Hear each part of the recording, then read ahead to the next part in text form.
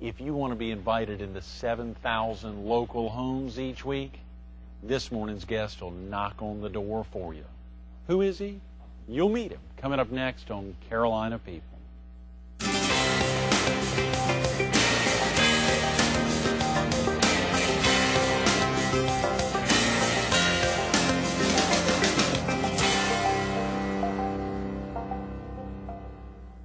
Good morning. Welcome to Carolina People. This morning we're at Graves Pools and Spas on Highway 544 in Socastee between the Intercoastal Waterway and South Carolina 31. We're focused on our show sponsor, the Myrtle Beach Herald, and we're visiting with its advertising director, Bob Neiman. Good morning, Bob. Hi, Greg. Thank you for coming in early on a Wednesday morning. Hey. A lot going on There's with always something our going show on. sponsor. We've got that. And, I like your jacket. That is fancy. I think That's new. That's our new. producer got you that. Sherry got you, and B.Y. Patel, and I think Jack Thompson got one. Of course, Paul Gable and Tom O'Dare, our editor, Steve Porter. So a group of 7 now having those fancy jackets. I like. These are all name hitters. Yeah. Has that gotten some conversations going on the elevator or in places around town? Whenever I ride the elevators, people look. People look. We had a guest on a couple days ago, Jim Beaudry, who was with us on Monday to kick off the week, and he was highlighting he's from a casket company, Batesville. And on riding an elevator, when someone else on the elevator saw casket, they go, "Oh my God, no, not casket." So you never know what happens on an elevator. Yeah. He claimed it was gasket company Gasket. and got him to calm down a little bit. Oh, okay. But thanks for coming in, Bob. Real quick about yourself. Are you originally from the area? No, I'm not. I'm actually a transplant from Florida. Florida. But it's okay that I'm here because my wife is in close proximity, being from East Tennessee. Your wife's from East Tennessee, From is Johnson that right? City, Tennessee. Wow. And Yeah. and did you meet her in Tennessee or in Florida? In Florida. You met in Florida. Florida. What got her down there? She was actually working for Eastern Airlines. Oh, good. Yeah. And I met her through traveling on Eastern Airlines. Mm-hmm. Used to travel a lot?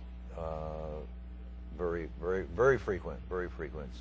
Weeks at a time, sometimes a month at a time. Oh, come on. Before you got married? Yes. Yeah. That could probably put And when I got married, Is that right? yes, sir. Even after you got married, you were still spending time on planes a lot? A lot. Huh. And now I drive everywhere. Yeah. It's a lot about driving now. When was the last time you were on a plane? Probably about 5 years ago. Is that right? Yeah, I Yeah. don't think I spend much time on planes anymore. No, it's too much of a hassle today. It's not what it used to be yesterday. Right. And if I should go on a flight, I will probably enjoy being on one. But the congestion of getting on board with everything that one has to do these days and Right. getting there early. So if it's within a few hundred miles, I'll drive. Right. You mean pre-9/11 and post-9/11. Oh, yes. That has really impacted him. For your wife, I think you said that Karen was with an airline. So for folks who are either pilots or stewards or otherwise in the airline industry, for them it's probably changed dramatically as well. I'm sure it has. And to what degree, I'm not really certain. But I do know that change is good. And change is something that we have to become accustomed to. You've been in the print industry for quite a while, Bob. You're familiar with change in the newspaper business. When did you first actually join? What was the first newspaper you worked with? Okay, this goes way back. I've been in this business for, I hate to tell you, 40 years. Oh, my God, when you were a child. I was just 12 A years baby. old. Actually, I can go back even further because when I was 12, as you mentioned, I sold the Miami Daily News on a street corner. I had my own corner.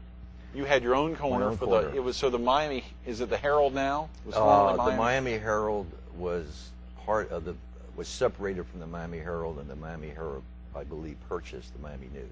The Miami Daily News. Yes, yeah. because they went away. One was a morning, one was an afternoon. Right. But then I graduated, and when I was 14, I had a newspaper route. Is that right? Not That's just right. on a street corner. I have my own neighborhood. Wow. Yeah. So I kind of had ink in my blood Yeah. for a long time. And what I do best, though, is marketing and advertising. I've always specialized in tourism and economic development. And I enjoy that, either on the client side or on the print side. Right. and I've been doing it for a lot of years with a lot of different cities, a lot Sure. of different papers, a lot of different publications. Had you ever been in any communities similar to Myrtle Beach, obviously similar to this tourist base? Well, that's what brought me here, Greg. You know, sometimes we say, what was the best thing you ever did as a career? Or where was the best place you ever lived? Right. It's all about being happy in an environment. And I have to say, I guess about 4 years, we lived in the Florida Keys. You and your family lived in Right. the Florida Keys. Right. Uh-huh. And the Florida Keys is strictly tourism.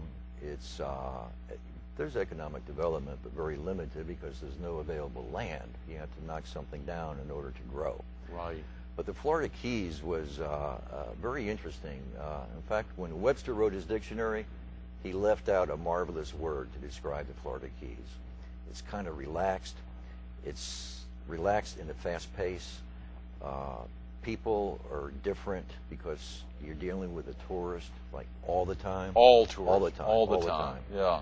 And But there's still some slow seasons like here in the Myrtle Beach area, right? Or no? it's never really slow because Really? the only difference is the price. The weather is always the same. Right. And it's like summer and winter. One season it's a high-priced commodity. One season it's lower priced.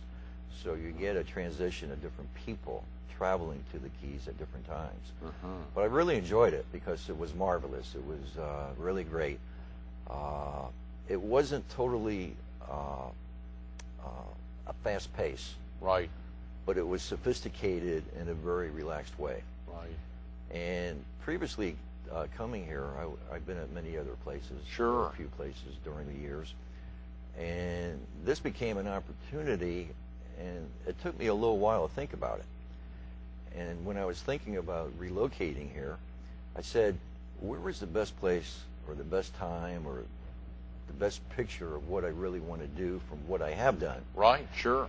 And I look at Myrtle Beach as a tourism mecca of the Carolinas. Sure. I mean, this is a terrific place. Oh, yeah. All the growth, all the development, it's where I want to be, and I understand this type of a market. Mm-hmm. Very definitely. You know, and obviously, as you think about different markets up and down the East Coast or otherwise, most of your time has remained on the East Coast, though. So you've seen a lot, both of Florida as well as the Carolinas. And also Tennessee and Kentucky. I used Okay. to be a consultant maybe 4 years ago for a bunch of years, and I traveled to small community-type newspapers. Much like the Myrtle Beach Herald. Yes. Sure. Except they had situations, they were either getting ready to sell their publication or they wanted to have a higher margin, and they couldn't afford a proper advertising team, so Sure. I would come in and consult and stay there for a few months. Mm-hmm. Mm-hmm. A few months, enough time, obviously, to make a real impact. Enough time to be away from home for 30 days at a time. Yes. We mentioned, obviously, your bride from East Tennessee. You all also have... We have two daughters. Chelsea is 22 and Stacy is 24. Right. Chelsea is at the University of North Florida, Great. and Stacy is in Florida Atlantic University in Boca Raton, Florida. Is that right? Yeah. University of North Florida is in Jacksonville, In Jacksonville. Florida. Is that right? That's fascinating. Just on Monday, interestingly, we had a guest, that same guy I talked to you about, who had 3 daughters. Yesterday, a guy with 2 daughters, and now you hear 2 daughters. I'll be interested to see how the rest of the week shapes up as it relates to... It'll be interesting. In fact, I'm still looking for the guy that didn't write the book I wanted to read on raising daughters. I'm sure you would have enjoyed one of those at Absolutely. some point. Yeah, yeah. You and Karen have a great field there. You know, when you think about ingredients for growth and you think about either papers you've been in the past, whether your time there in the Keys or in Miami or even in Columbia, when you think about big papers and small papers, what do you think is the main ingredients for growth, let's say even for us here at the Myrtle Beach Herald? Okay, I had to say there's one main ingredient, and that ingredient is the people that work at the paper. Uh-huh. You know, our industry today is not as good as it was years ago. Much like the airline industry. Absolutely. You know, things happen. We were talking about change earlier. And what I like about this specific area and this specific paper being the Myrtle Beach Herald are the people that work there. You know, we have a very high morale. We have a lot of integrity. We have terrific writers. As a matter of fact, our paper, as a reminder to the viewers, Right. produces more news in one weekly issue than all of the other newspapers in this area Right. in any 1 week. Plus, in 1 day, we produce more news, total Right. total locally, Right. than any other paper in the state. In the state of In South the state Carolina? of South Carolina. Wow. Yes, sir. And probably in more, in more, Well, more states. obviously, I'd been told at one point, news, whatever it is, local content is obviously the vehicle to make it happen. As you know, our goal at one time was to have 30 locally written stories, columns, and profiles. We, of course, recently broke that 40 number and consistently hover around the high 30s to the low 40s. So I know, obviously, that should make it a lot easier when folks are looking for local news, or looking for local columns, or looking for profiles of people that they know. They want to see that, and assumably that's a good thing for advertisers as well. We sure see it in local news, whether it's here on Fox or on WPD or BTW or whatever station. Local news is the gravy train for them. Well, you know, what happens, in the real world, whether a new visitor is in our area as a tourist, or a new resident recently relocated, or a local that's been here for many, many years, they have a lot of choices. Right. And if they want to watch the national news, they turn on national news networks like CNN or the 6 o'clock news or 7 o'clock news.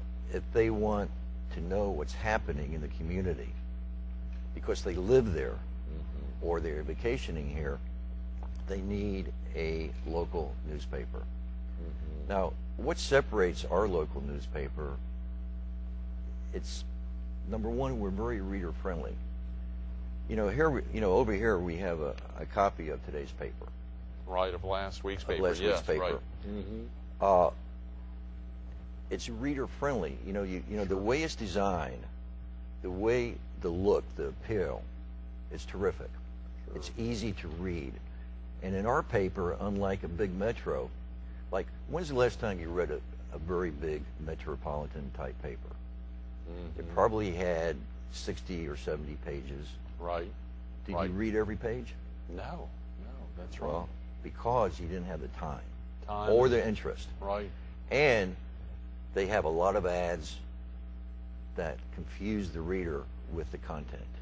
Now, not in every case. Sure. But in our paper, we have a proper ratio of advertising to ads so that every ad gets looked at. Advertising the content, yeah. And then we have the content, the news content, and we have great local writers. You know, as publisher, our publisher did a great thing about 4 years ago when he purchased our paper. You know, he spent a lot of time and energy in building up a proper editorial team. And that's the difference. It took years to do that. And once he had the product, the next step was to focus on, hey, maybe we should be able to pay for this publication.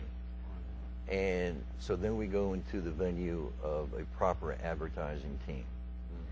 And that's where we are now. We have a proper advertising team. We're growing. Right. As a matter of fact, we weren't quite happy with our circulation outside of the readers that subscribe. Sure. And outside of racks. Oh, yeah. So we recently developed our circulation department and hired a circulation manager.